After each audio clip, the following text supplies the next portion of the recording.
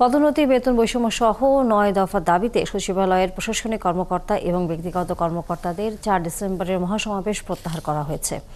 সকালে সচিবালয় কর্মকর্তা কর্মচারী সংযুক্ত পরিষদের নেতাদের সাথে জনপ্রশাসন সচিব, ভূমি সচিব এবং জনপ্রশাসনের এপিটির সাথে বৈঠকের পর এই সিদ্ধান্ত জানান তারা।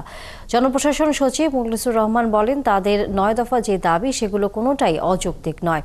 এসব দাবি পূরণ করা সম্ভব, তবে সময় সাপেক্ষ। কিছু দাবি তাৎক্ষণিকভাবে পূরণ করা গেলেও কয়েকটি রয়েছে দীর্ঘমেয়াদী। সেসব দাবির সাথে আইন, ভূমি এবং অর্থ মন্ত্রণালয় জড়িত। আইনি কিছু জটিলতা আর রয়েছে, যা নিয়ে প্রধান উপদেষ্টার সাথে আলোচনা করতে হবে বলে জানান তিনি।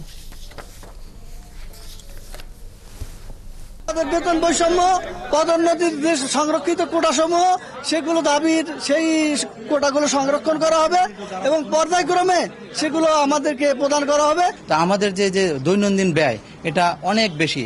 আমাদের ছেলে মেয়েগুলো লেখাপড়া করতে হয় ঢাকা শহরে, তাহলে চিকিৎসাও আমাদের যে ব্যয়টা, পরিবহন ব্যয়, সবকিছু ঢাকা শহরে বেশি। এখন আমাদের বেতন তো সেই একই অবস্থানে আছে।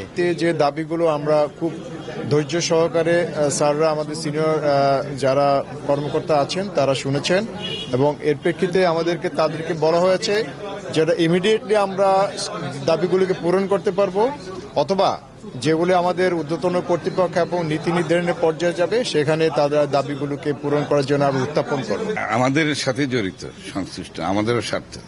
তো এটা এমন কিছু বলেনি যে যেটা মানে মানার মতো বা অযৌক্তিক কিছু না, সবই যৌক্তিক।